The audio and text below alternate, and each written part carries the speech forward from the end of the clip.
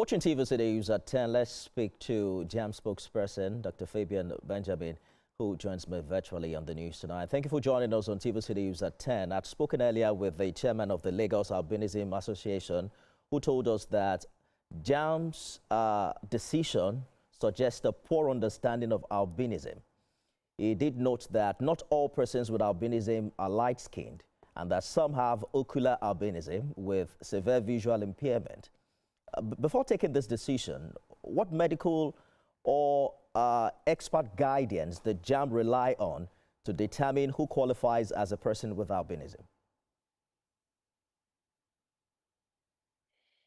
Well, thank you very much. Let me first of all appreciate this opportunity and to correct an impression.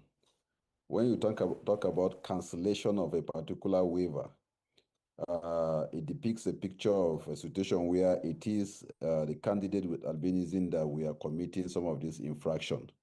That is actually not the situation. In the Joint Admissions and Matriculation Board, what we try to do is to ensure that we create what we call equal opportunity, a level playing ground for everybody. And we discovered that all persons with disability should be adequately and sufficiently taken care of so that they do not suffer double jeopardy. We've done that with candidates with visual impairment. We've done that with candidates who are experienced, who are living with different forms of disabilities. And the albinism came in, if I'm not mistaken, a year or two ago. And what we did, beside other provisions that we've done for them, to ensure that when they get to the center, they do not go through the hassles and the stress that other candidates go through. For capturing of the facial capture registration that completes the process of their registration, we waive the camera aspect for them, so that once you indicate that you are living with albinism, the camera does not have to begin to search some of your lenses, your facial contours and stuff like that. You are automatically registered and allowed to go. But what we've experienced with that is that some of these fraudulent centers were taking advantage of that opportunity to begin to capture all manner of persons using the albinism waiver. So what we've done this year is to close that window. That does not mean that persons living with albinism will not be taken care of.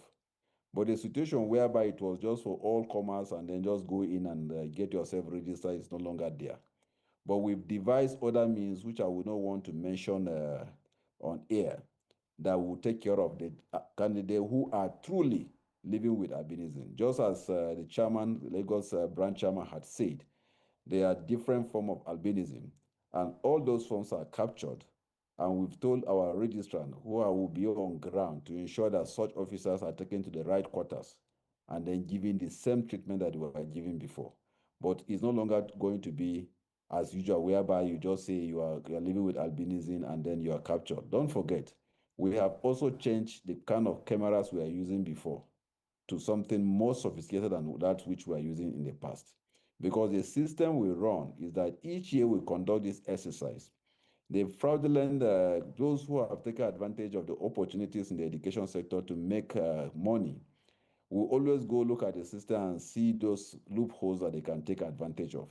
So we in JAMB have adopted a system where we say if the bird has learned to fly without pitching, the hunter should also learn to shoot without missing. Just for clarity, Dr. Fabian, are you saying that time and a half and visual accommodations have not completely been removed for persons living with albinism? And if you can add to it, how do you intend to carry along associations of this type in future policy directions and alterations? Well, let me start from the last. We will run an inclusive kind of system whereby all shades of opinions are being accommodated in policies that we churn out. The Jeff Ekpele, sorry to mention his name, is the founder of the Albinism Foundation and is a member of what we call the Joint Admissions and Matriculation Equal Opportunity Group. And we have other of such persons in that particular group. This group is founded to take care of candidates living with various forms of disability. So they are also incorporated in any policy that we take. But to answer your first question, we have just modified the process.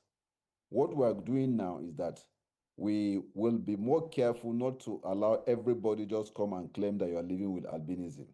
There are layers or stages that the candidate will pass through once you come.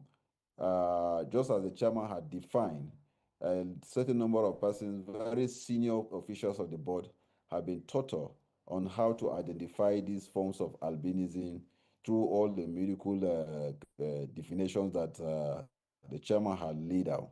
And then once it is established that yes, this particular candidate is living with albinism, he is sufficiently taken care of. I want to assure that no candidate living with albinism will be denied the opportunity of being registered for this particular exercise. Well, we're counting on that, Dr. Benjamin. Thank you for talking to us.